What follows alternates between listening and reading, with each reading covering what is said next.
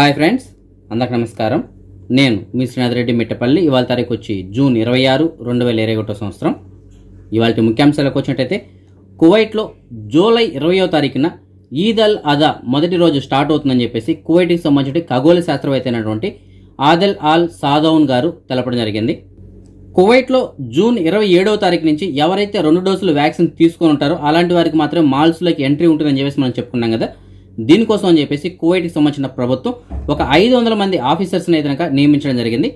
ఇందులో major malls ఏవైతే ఉన్నాయో అంటే అతిపెద్ద మాల్స్ ఏవైతే ఉన్నాయో అలాంటి వాటిలో ఒక 10 మాల్స్ కోసం అని చెప్పేసి ఒక 300 మంది ఆఫీసర్స్ని నియమించబోతున్నారు. అలాగే ఇంకొక 200 మంది వచ్చి చిన్న షాపింగ్ కాంప్లెక్స్ ఏవైతే ఉంటాయో వాటికి వీళ్ళని నియమించడం జరుగుతుంది. అక్కడ ఈ 500 మంది ఏం చేస్తారంటే ఎవరైతే 2 డోసులు వ్యాక్సిన్ తీసుకొని వచ్చి ఉంటారో అలాంటి వారికి మాత్రం అనుమతి ఇవ్వడం జరుగుతుంది. మిగతా ఎవరైతే 2 డోసులు వ్యాక్సిన్ తీసుకోకుండా ఉంటారో వారిని అయితే నిరోధించడం జరుగుతుంది. సో ఈ విధంగా వీళ్ళైతే మానిటరింగ్ చేయడం జరుగుతుంది. సో మొత్తం ఏంటంటే ఈ నెల 27వ తారీఖు పైన ఎవరైనా సరే మాల్స్లోకి వెళ్ళాలంటే వారికి 2 డోసుల వ్యాక్సిన్ ఉంటేనే లోపలికి వెళ్ళడానికి అవకాశం ఉంటుంది. WHO అంటే వరల్డ్ హెల్త్ ఆర్గనైజేషన్ వాళ్ళు ఒక హెచ్చరికను అయితే జారీ చేయడం జరిగింది. చాలామంది వ్యాక్సిన్ తీసుకోవడానికి వెళ్ళడానికి ముందే పెయిన్ కిల్లర్ టాబ్లెట్స్ తీసుకుని తర్వాత వ్యాక్సిన్ వేయించుకుంటున్నారు. అది చాలా ప్రమాదకరం. ఆ విధంగా చేయకూడదు అని చెప్పేసి వాళ్ళు హెచ్చరిస్తున్నారు. వ్యాక్సిన్కి ముందు మీరు పెయిన్ కిల్లర్స్ తీసుకోకూడదు. అలాగే వ్యాక్సిన్ వేసుకొని వచ్చిన తర్వాత కూడా మీరు పెయిన్ కిల్లర్స్ అయితే తీసుకోకూడదని చెప్పేసి వాళ్ళు చెప్తున్నారు. అయితే కొన్ని రకాల మందులు మాత్రం మీరు ఆల్రెడీ ఏదైనా షుగర్ కానీ బీపీ కానీ కొన్ని రెగ్యులర్గా తీసుకోవాల్సిన మెడిసిన్స్ అయితే ఉంటాయి కదా, వాటికి కూడా మీరు మీ డాక్టర్ ఎవరైతే ఉంటారో వారి సలహాతో ఆ మందులు వాడచ్చు తప్ప మీరు మీ సొంతంగా పెయిన్ కిల్లర్స్ వాడడానికి అయితే అవకాశం లేదని చెప్పేసి WHO వాళ్ళు తెలపడం జరిగింది. అలాగే ఒకవేళ మీరు వ్యాక్సిన్ తీసుకున్న తర్వాత జ్వరం కానీ తలనొప్పి కానీ ఒళ్ళనొప్పులు కానీ ఏదైనా వస్తే మీరు పారాసిటమాల్ మాత్రం తీసుకోవచ్చు. వాటికి అయితే ఇబ్బంది ఉండదని చెప్తున్నారు. అంటే పారాసిటమాల్ అంటే మీకు కువైట్లో పెనడోల్ అంటాం కదా, సో అలాంటి టాబ్లెట్స్కి అయితే ఇబ్బంది ఉండదు తప్ప మిగతా పెయిన్ కిల్లర్స్ ఏవి కానీ వాడకూడదని చెప్తున్నారు.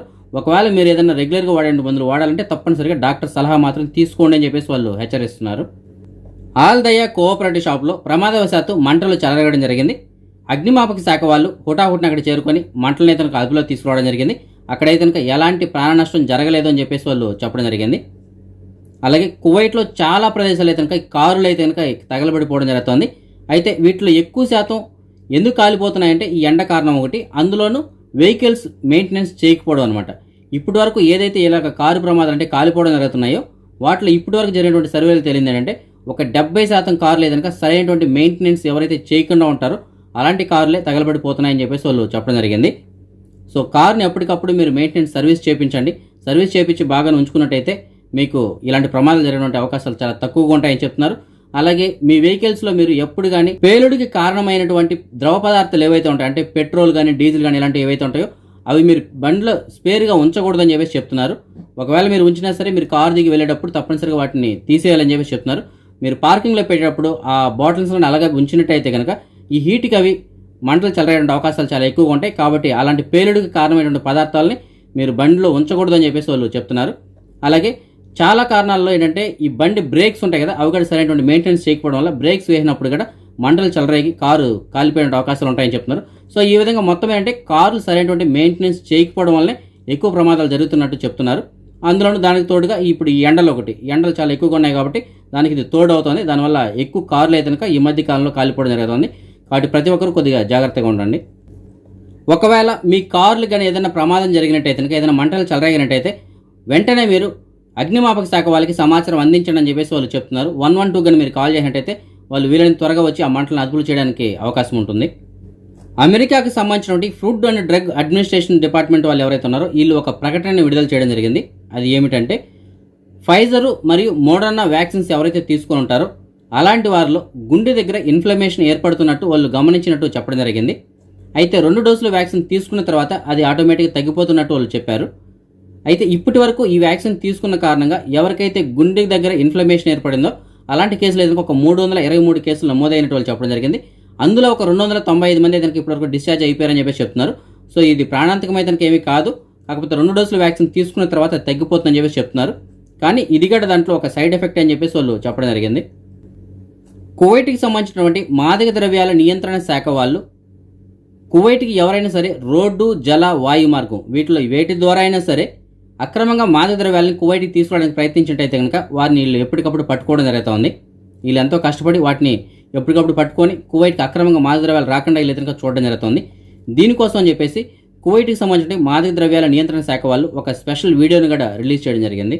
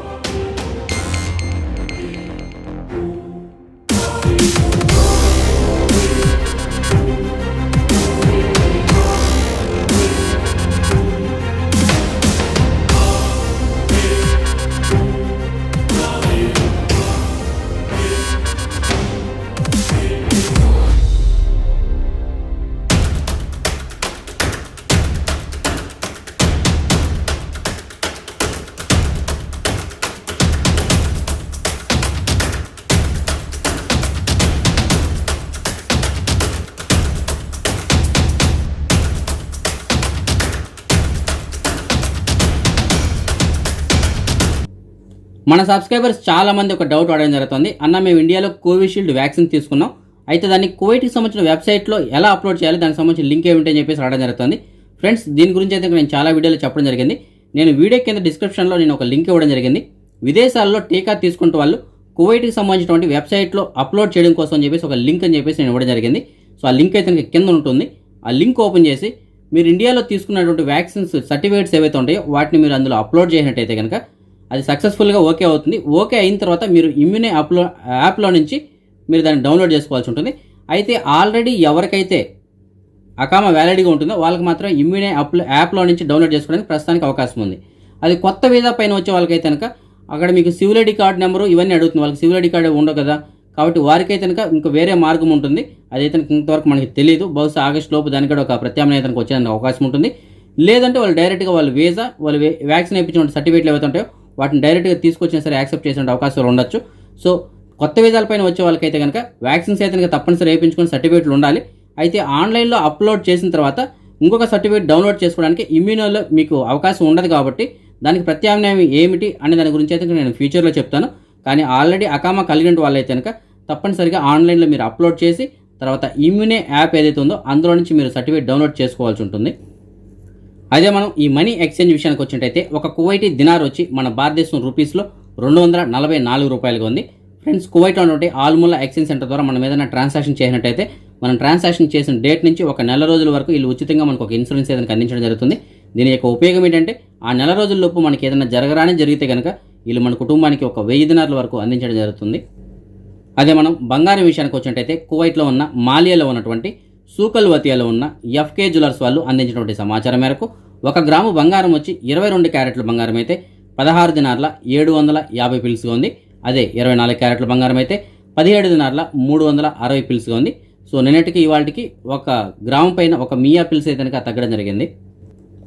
ఇప్పుడు మనం ఈ కరోనా వ్యాధికి సంబంధించినటువంటి అప్డేట్స్ చూద్దాం. ముందుగా మనం కువైట్ విషయానికి వచ్చినట్టయితే కువైట్కి సంబంధించిన ఆరోగ్య శాఖ వాళ్ళు ఇవాళ రిపోర్ట్ అయితే ఇంతవరకు విడుదల చేయలేదు. ఇవాళ రిపోర్ట్ రాగా నేను యూట్యూబ్లోని కమ్యూనిటీలో పోస్ట్ చేస్తాను, అక్కడ మీరు చెక్ చేసుకోవచ్చు. అదే మనం నేటి విషయానికి వచ్చినట్టయితే నిన్న కువైట్ మొత్తం మీద ఒక 1702 కొత్త కరోనా కేసులు నమోదే, అలాగే ఒక 1632 మంది అయితే కరోనా నుంచి కోలుకోవడం జరిగింది. అలాగే దేశవ్యాప్తంగా సుమారుగా ఒక 10 మంది ఈ కరోనా కారణంగా చనిపోవడం జరిగింది.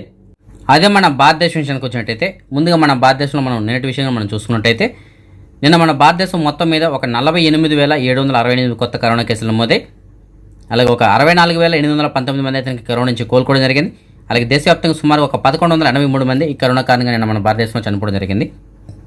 అదే మనం ఇవాళ విషయానికి వచ్చినట్టయితే ఇవాళ ఇప్పటి వరకు మనకు అందినటువంటి సమాచారం మేరకు 48,935 కొత్త కరోనా కేసులు నమోదే, 55,935 మంది కరోనా నుంచి కోలుకోవడం జరిగింది. అలాగే దేశవ్యాప్తంగా సుమారు ఒక 1225 మంది అయితే కరోనా కారణంగా చనిపోవడం జరిగింది.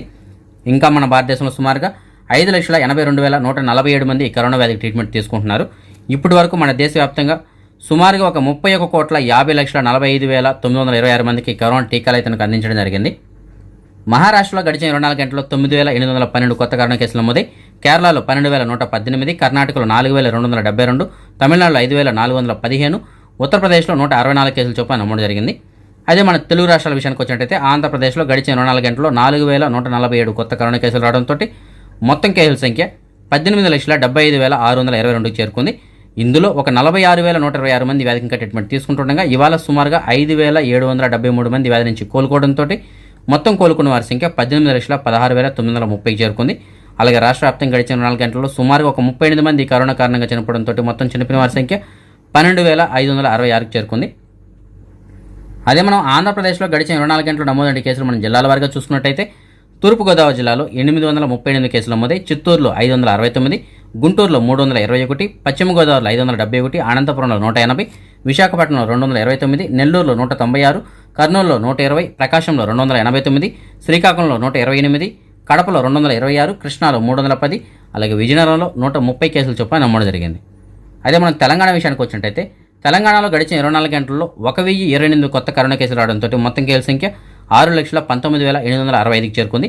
ఇందులో ఒక 15,054 మంది వ్యాధికి ఇంకా ట్రీట్మెంట్ తీసుకుంటూ ఉండగా ఇవాళ సుమారుగా 1,489 మంది వ్యాధి నుంచి కోలుకోవడంతో మొత్తం కోలుకున్న వారి సంఖ్య 6,11,184కి చేరుకుంది.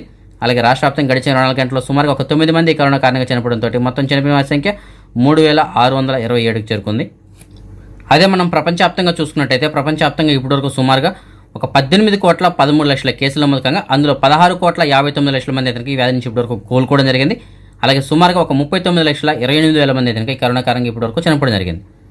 అదే మనం నిన్నటి విషయానికి వచ్చినట్టయితే ప్రపంచం మొత్తం మీద సుమారుగా 4,09,000 కేసుల నమోదుకంగా అందులో అమెరికాలో 15,500 కేసులు, మన భారతదేశంలో 49,000, బ్రెజిల్లో 79,200, రష్యాలో 20,000, యూకేలో 14,000, అర్జెంటీనాలో 24,000, కొలంబియాలో 32,700 కేసుల చొప్పున నమోదు జరిగింది. మన సబ్స్క్రైబర్స్ చాలా మంది ఈ జాబ్ వేకెన్సీ గురించి వెయిట్ చేస్తుంటారు. వారి కోసం చెప్పేసి నేను కొంత సమాచారం అనేది అందించడం జరుగుతుంది. ఫ్రెండ్స్, నేను ఎక్కడ వేకెన్సీ ఉంటే దానికి సంబంధించిన సమాచారం మాత్రమే నేను అందించగలను. దానికి సంబంధించిన పూర్తి వివరాలు కనుక మీరు కనుక్కొని అప్పుడు ప్రొసీడ్ అవ్వాల్సి ఉంటుంది. అలాగే నేను ఇచ్చినటువంటి నెంబర్కి మీరు ఎవరికైనా ₹1 డబ్బులు పే చేయాల్సిన అవసరం లేదు. ఒకవేళ మీరు ఎవరికైనా డబ్బులు పే చేసి ఆ జాబ్ కానీ వెళ్ళినట్టయితే దానికి ఈ ఛానల్కి ఎలాంటి సంబంధం ఉండదు. ఇవాళ కూడా మనకి కొంతమంది సబ్స్క్రైబర్లు మెసేజ్ పెట్టడం జరిగింది. అందులో ఒక సబ్స్క్రైబర్ మనకి మెసేజ్ పెట్టారు, ఒక కోవిడ్ వాళ్ళలో పనిచేయడానికి ఒక వర్కర్ కావాలని చెప్తున్నారు. చాలా మంచి ఇల్లు అంటే జీతం కూడా 130 నుంచి 164 వరకు ఉంటుందని చెప్తున్నారు. దీనికి సంబంధించిన పూర్తిల కోసం అయితే మీకు డిస్ప్లేలో నెంబర్ ఉంది కదా, నెంబర్ కాల్ చేసి పూర్తిలు కనుక్కొని వెళ్ళగలరు. ఇంకొక సబ్స్క్రైబర్ మనకి మెసేజ్ పెట్టడం జరిగింది, ఒక కోవిడ్ వాళ్ళలో పనిచేయడానికి ఒక హౌస్ బాయ్ కావాలని చెప్తున్నారు. మంచి జీతం ఉంటుందంటే సుమారుగా 140 నుంచి 154 వరకు జీతం ఇస్తామని చెప్తున్నారు. అయితే కొద్దిగా ఇంగ్లీష్ వచ్చి ఉండాలని చెప్తున్నారు. మంచి ఇల్లు అని కూడా చెప్తున్నారు. దీనికి సంబంధించిన పూర్తిల కోసం అయితే మీకు డిస్ప్లేలో నెంబర్ ఉంది కదా, నెంబర్ కాల్ చేసి పూర్తిగా కనుక్కొని వెళ్ళగలరు. ఇంకొక సబ్స్క్రైబర్ మనకి ఆల్ కోరైన్ ఈ ఏరియా నుంచి మెసేజ్ పెట్టడం జరిగింది, ఒక కోవిడ్ వాళ్ళలో పనిచేయడానికి క్లీనింగ్ కోసం అని చెప్పేసి ఒక వర్కర్ కావాలని చెప్తున్నారు. ఇలా అకామా మార్చుకొని ఒక 150 వరకు జీతం కూడా ఇస్తామని చెప్తున్నారు. దీనికి సంబంధించిన పూర్తిల కోసం అయితే మీకు డిస్ప్లేలో నెంబర్ ఉంది కదా, నెంబర్ కాల్ చేసి పూర్తిగా కనుక్కొని వెళ్ళగలరు. ఇంకొక సబ్స్క్రైబర్ మనకి దహర్ ఏరియా నుంచి మెసేజ్ పెట్టడం జరిగింది, ఒక కోవిడ్ వాళ్ళతో పనిచేయడానికి ఒక వర్కరు అలాగే ఒక డ్రైవరు కావాలని చెప్తున్నారు. మంచి జీతాలు ఉంటాయంట. దీనికి సంబంధించిన పూర్తిల కోసం అయితే మీకు డిస్ప్లేలో నెంబర్ ఉంది కదా, నెంబర్ కాల్ చేసి పూర్తిగా కనుక్కొని వెళ్ళగలరు. ఇంకొక సబ్స్క్రైబర్ మనకి మెసేజ్ పెట్టడం జరిగింది, ఒక కోవిడ్ వాళ్ళలో పనిచేయడానికి ఒక డ్రైవర్ కావాలని చెప్తున్నారు. జీతం కూడా సుమారుగా 145 వరకు ఉంటుందని చెప్తున్నారు. దీనికి సంబంధించిన పూర్తిల కోసం అయితే మీకు డిస్ప్లేలో నెంబర్ ఉంది కదా, నెంబర్ కాల్ చేసి పూర్తిగా కనుక్కొని వెళ్ళగలరు.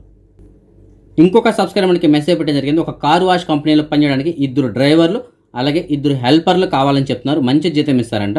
దీనికి సంబంధించిన పూర్తిల కోసం అయితే మీకు డిస్ప్లేలో నేను ఒక 2 నెంబర్లు ఇస్తాను. ఒకటి వచ్చి కువైట్ అవుతుంది, ఇంకొకటి వచ్చి మనకి ఎవరైతే నెంబర్ ఇచ్చారవుతుంది. ఆ నెంబర్లో కాల్ చేసి మీరు పూర్తిగా కనుక్కొని వెళ్ళగలరు. ఇవాళ గుండుమేను వెంకట రాజేష్ పుట్టినరోజు జరుపుకోవడం జరుగుతుంది. ఈ అబ్బాయికి అలాగే ఇంకా ఎవరైనా మన సబ్స్క్రైబర్స్ యొక్క పిల్లలు ఇవాళ పుట్టినరోజు జరుపుకుంటా అంటే వారందరూ కూడా నా తరపున అలాగే మన ఛానల్ సబ్స్క్రైబర్స్ అందరి తరపున పుట్టినరోజు శుభాకాంక్షలు. ఓకే ఫ్రెండ్స్, ఇవి ఇవాళకి ఉన్నటువంటి అప్డేట్స్. అయితే కనుక రేపు రాత్రి 9 గంటలకు వచ్చే వీడియోలో మరిన్ని అప్డేట్స్ కలుసుకుందాం. అంతవరకు సెలవు. జై హింద్.